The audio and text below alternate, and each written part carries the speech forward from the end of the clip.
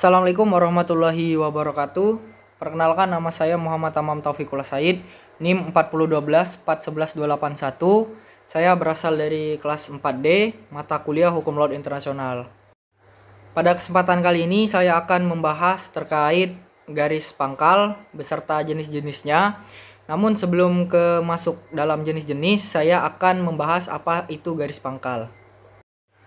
Nah, garis pangkal sendiri atau dikenal sebagai baseline adalah, menurut UNCLOS 1982, garis pangkal adalah suatu garis awal yang menghubungkan titik-titik terluar yang diukur pada kedudukan garis air terendah atau low water line, di mana batas-batas ke arah laut seperti laut teritorial dan wilayah yurisdiksi laut lainnya, yaitu yang termasuk zona tambahan, landasan kontinen, dan zona ekonomi eksklusif yang diukur. Nah, itu adalah pengertian dari garis pangkal.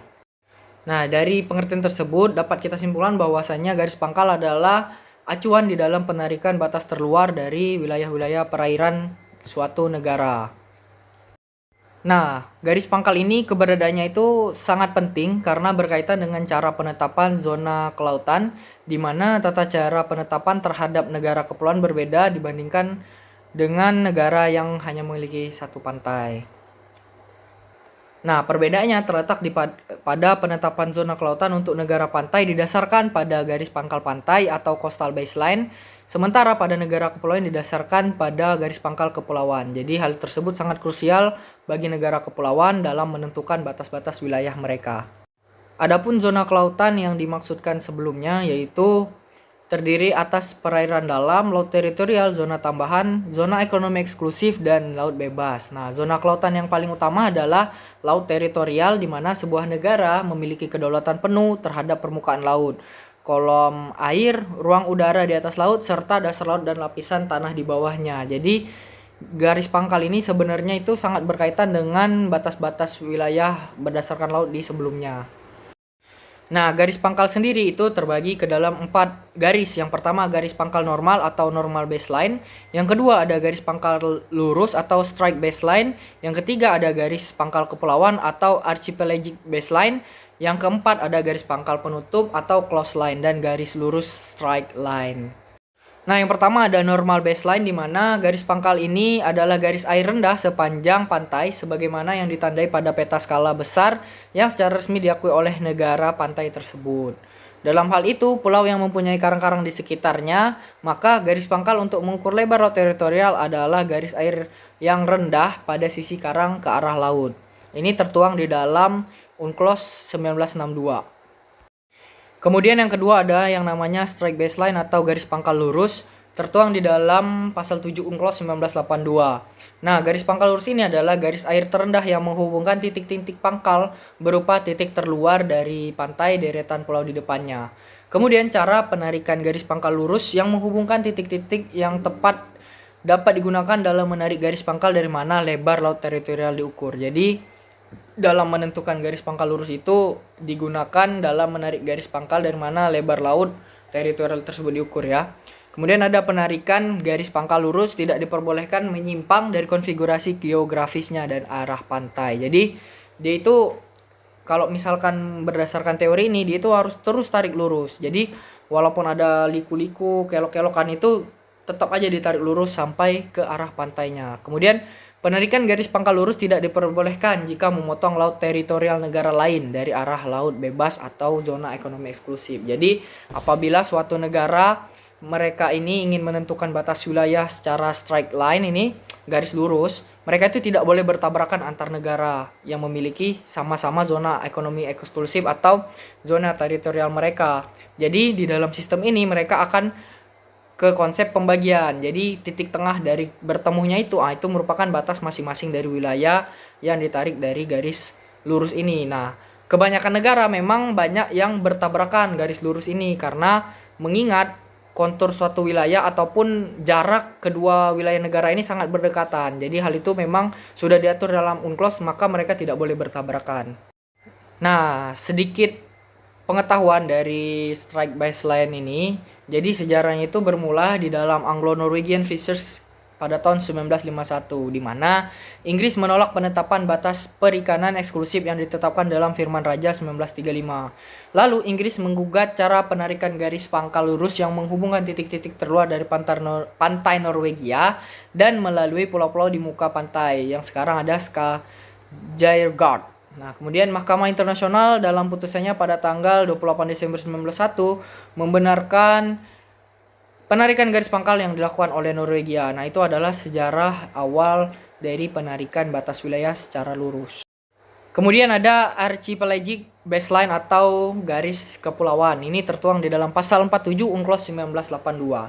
Nah, pengertian dari garis ini adalah garis pangkal lurus kepulauan yang menghubungkan titik-titik terluar pulau dan karang kering terluar kepulauan itu. Garis pangkal lurus yang menghubungkan titik terluar dari pulau-pulau atau karang terluar digunakan untuk menutup seluruh atau sebagian dari negara kepulauan. Jadi, garis ini itu untuk menutup celah kosong di tengah-tengah garis yang di luar dari zona ekonomi eksklusif serta zona tambahan yang sejauh 24 mil itu. Nah, jadi kan di dalam negara kepulauan ini jarak antar pulau itu kan tidak mungkin nih hanya dipisahkan hanya dari 24 mil saja. Makanya di dalam penarikan ini mereka ini memberikan zona tambahan itu di tengah. Jadi walaupun misalkan ada 3 pulau nih, dia di atas, di bawah sini dengan di sini. Nah, mereka misalkan ditarik sini cuma sampai setengahnya di sini, sedangkan di sini cuma sampai setengah di sini cuma sampai di tengah.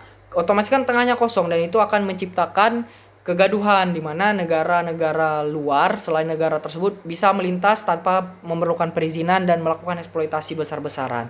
Maka hal tersebut sangat riskan untuk keutuhan negara tersebut. Jadi adanya Archipelagic Baseline ini untuk mengatur terkait ketentuan tersebut.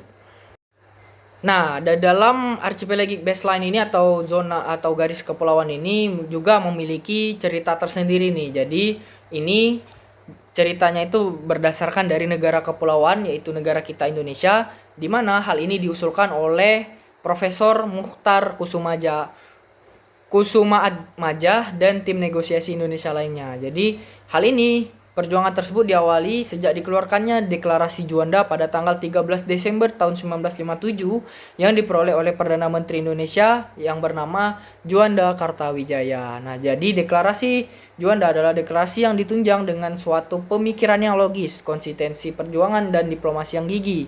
Sebelum adanya Deklarasi Juanda ini, wilayah Indonesia mengacu pada Ordonansi Hindia Belanda pada tahun 1939, di mana di dalam aturan tersebut pulau-pulau di wilayah Indonesia dipisahkan oleh laut di sekelilingnya dan setiap pulau hanya memiliki laut di sekeliling sejauh maksimal 3 mil waktu zaman itu dari garis pantai. Sedangkan laut yang memisahkan pulau-pulau yang ada bebas dilewati dan dimanfaatkan oleh kapal asing. Hal ini bisa mengancam keamanan negara Indonesia. Kemudian selain itu adalah Deklarasi Juanda menyatakan kepada dunia bahwa Laut Indonesia adalah termasuk laut sekitar di antara dan di dalam kepulauan Indonesia menjadi satu kesatuan wilayah NKRI. Nah, ini sesuai dengan teori Archipelagic Baseline, di mana yang seperti saya sampaikan tadi, zona yang kosong di tengah itu tidak boleh dibiarkan menjadi milik laut lepas.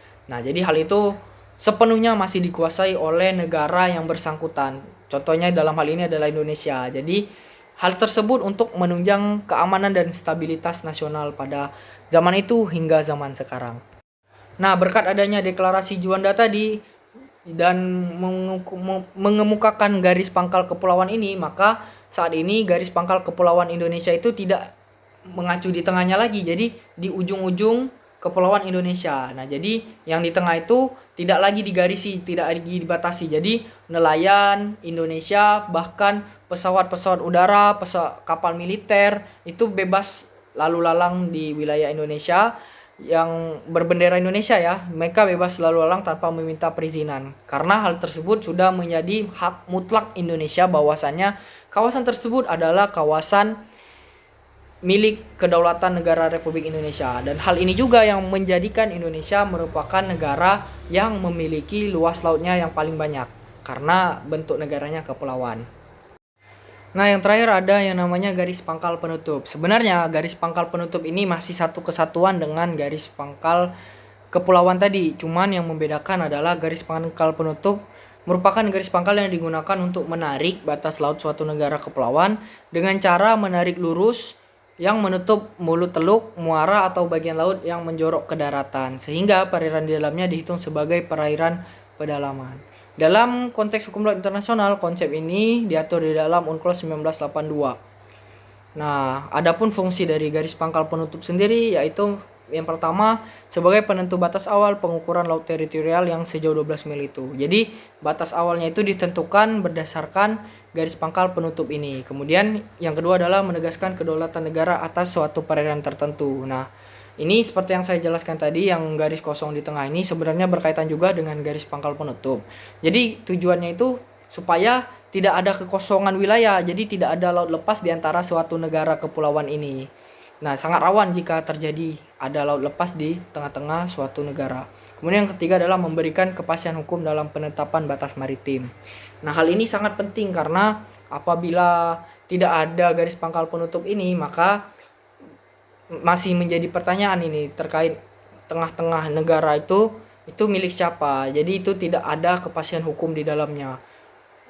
Kenapa tidak ada kepastian hukum? Karena negara-negara lain bebas mengeksploitasi, bebas berlalu lintas dan lain sebagainya yang menguntungkan negara mereka masing-masing, sedangkan negara yang berada di sekitar tersebut yang ibaratnya itu inti dari negara tersebut, tengah-tengahnya itu pusat dari negara tersebut itu dikunjungi oleh negara asing. Otomatis kan hal tersebut bisa mengakibatkan banyak sekali kekacauan seperti ketegangan politik, ketidakstabilan dan ketidakamanan suatu negara tersebut. Nah, jadi garis pangkal ini sebenarnya itu terkhususkan kepada negara-negara kepulauan, khususnya Indonesia dan Filipina, merupakan negara kepulauan yang terbesar ya di dunia. Nah, kenapa demikian? Karena banyak ketentuannya mengatur terkait bagaimana cara supaya negara-negara kepulauan ini tidak kehilangan hak-hak mereka atas wilayahnya. Jadi, hal ini sebenarnya ada plus dan minus bagi negara kepulauan, karena untuk plusnya itu wilayah kita menjadi sangat luas, dan minusnya itu adalah karena saking luasnya hal ini bisa mengakibatkan kapal-kapal asing ini bisa masuk ke wilayah kita karena kita tidak bisa mengawasi seutuhnya kan. Jadi mereka itu bisa berlalu langsung sebebasnya tanpa sepengetahuan dari pihak pengontrol. Nah, hal ini banyak sekali terjadi terkhususnya di Indonesia. Sebagai contoh adalah kasus penyelundupan narkoba.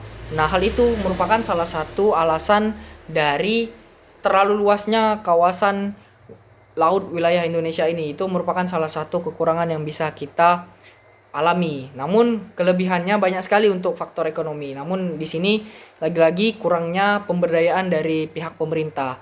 Nah, salah satu kelebihan yang menjadi potensi untuk memajukan perekonomian adalah perairan Indonesia ini bisa kita jadikan sebagai jalur perdagangan internasional. Nah, saat ini sudah terjadi di negara Singapura, yang mana berdekatan dengan daerah kita itu Batam. Nah, hal tersebut menjadi satu hal yang miris karena walaupun mereka berdekatan, namun di dalam sektor industri kedua daerah tersebut tentunya memiliki perbedaan yang sangat jomplang karena Singapura sudah menjadi negara maju sedangkan Batam masih menjadi bagian dari Indonesia tidak bisa memanfaatkan keuntungan tersebut sebaik-baiknya. Mungkin kurang lebih seperti itu. Demikian yang bisa saya sampaikan. Semoga apa yang bisa saya sampaikan ini bermanfaat. Saya mohon maaf apabila ada salah kata dan perbuatan. Saya akhiri. Wassalamualaikum warahmatullahi wabarakatuh.